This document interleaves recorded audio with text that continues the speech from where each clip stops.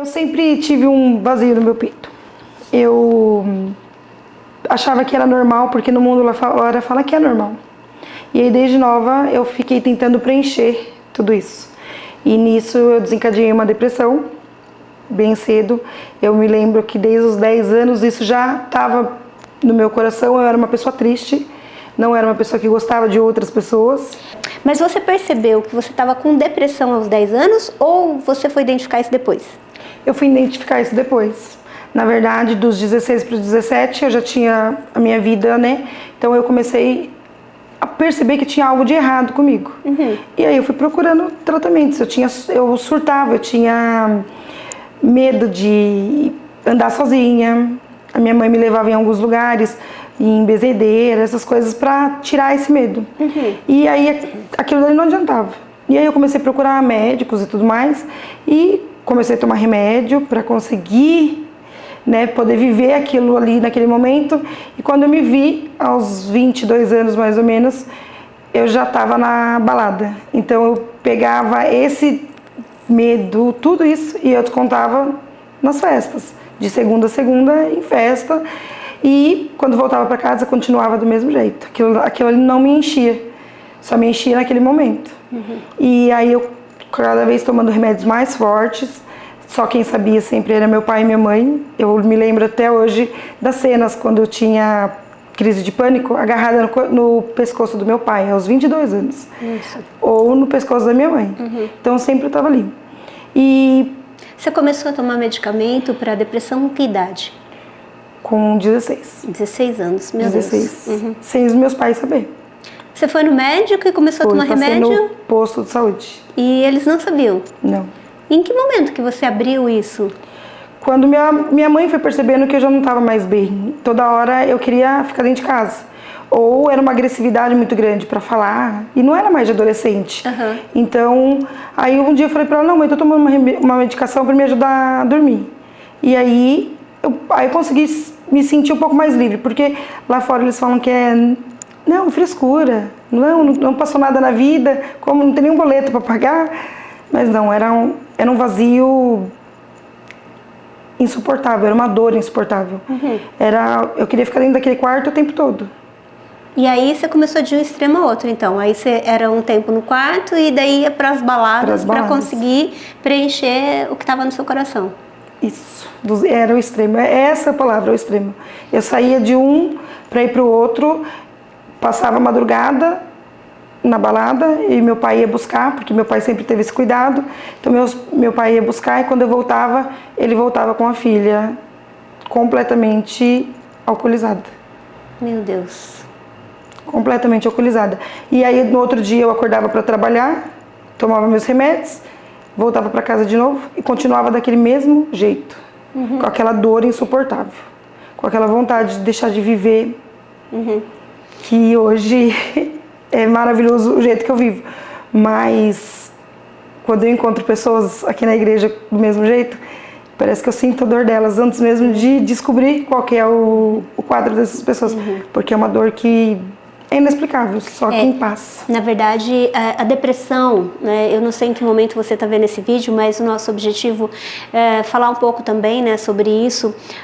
Ela tem sido assim cada vez mais cedo na vida das pessoas, né? Por isso até que eu te perguntei se aos 10 anos você já tinha identificado isso. E a gente tem acompanhado crianças, adolescentes, inclusive muitos adolescentes até com tentativa de suicídio, né? É absurdo a quantidade de pessoas que a gente tem visto acontecer isso.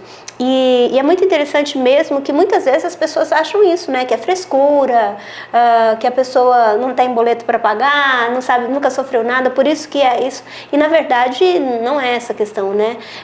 Depressão é um assunto sério, é um assunto que precisa ser conversado. Por isso também que eu te perguntei sobre essa questão da sua família, porque muitas vezes o adolescente, ele não tem com quem conversar, né? Ele não tem essa abertura dos próprios pais, não é isso? É bem isso mesmo. Eu, na verdade, eu preenchi, eu fui descobrir isso depois de anos, né? Eu comecei um relacionamento aos 12 anos de idade. Meu Deus. Eu comecei a namorar aos 12 anos.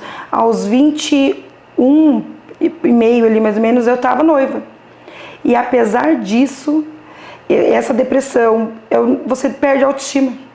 você perde o olhar pela vida. Então eu me enfiei dentro de um relacionamento novo, quando eu era uma criança, levei isso por anos. Quando eu procurei de verdade medicação, e aí eu fui me enxergando, aos 22 anos, que aí eu consegui me enxergar e falar, não, eu vivo uma depressão. E para os familiares isso era normal. Até hoje, se você perguntar, fala, imagina, aquilo lá foi um momento, mas não foi um momento que eu tentei tirar minha vida por várias vezes. Sério? Por não querer mais viver. Não tinha porquê. Eu não entendia, existia esse Deus, e esse Deus me coloca aqui na Terra e eu sofria daquele jeito. Aí hoje eu entendo o porquê de tudo aquilo. E o cuidado que ele também teve. E o cuidado que nós temos que ter quando a gente cai dentro de uma depressão. É muito difícil a gente conseguir pensar com a nossa própria cabeça. E a gente percebe aí que você teve várias fugas, então, né? Você, primeiro num relacionamento, né? Tipo assim, alguém vai me salvar disso. Isso. Né? Então, comecei a gostar. Agora eu vou ser feliz, né? Agora eu encontrei uma pessoa. Na balada, na bebida, e aí vem uma coisa muito interessante, né? Porque adolescente e mulher. E você sabe que tem um índice que me assustou esses dias que eu estava vendo, que as mulheres, né? Os jovens estão começando a beber cada vez mais cedo, mas as mulheres, né, estão começando a beber cada vez mais cedo. Isso é assustador, né? Quando eu me lembro lá atrás, eu falo, nossa, como que eu pude fazer isso com a minha vida? Hoje eu oro muito, tanto pelas minhas filhas quanto por todas as jovens, porque a gente procura fuga.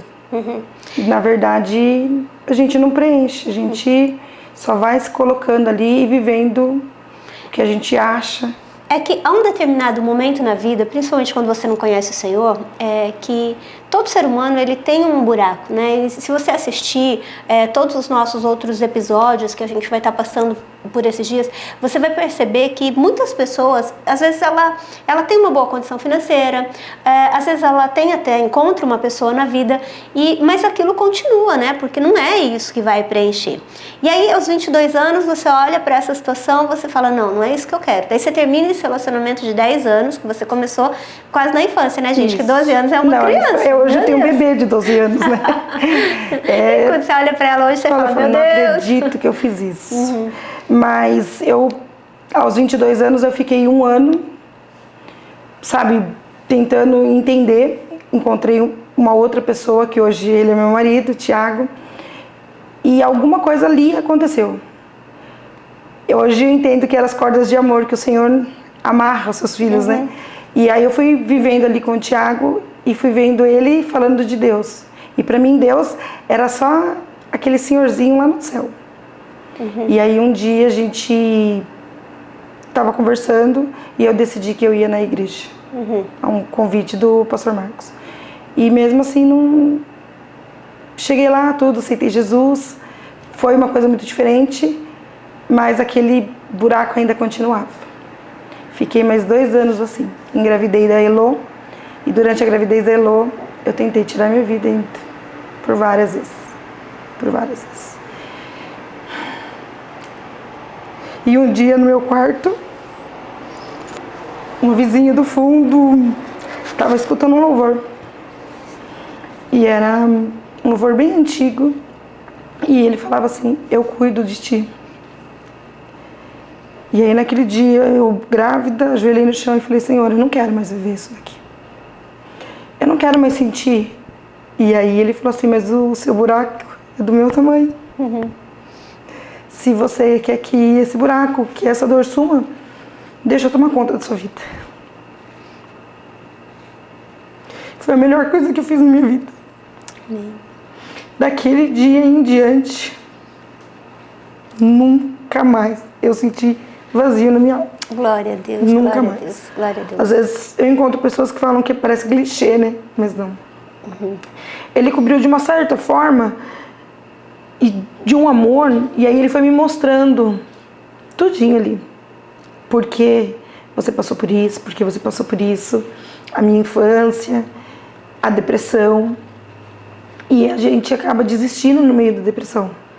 Porque a gente acha que só tem aquilo. E na verdade o Senhor ele tem muito mais.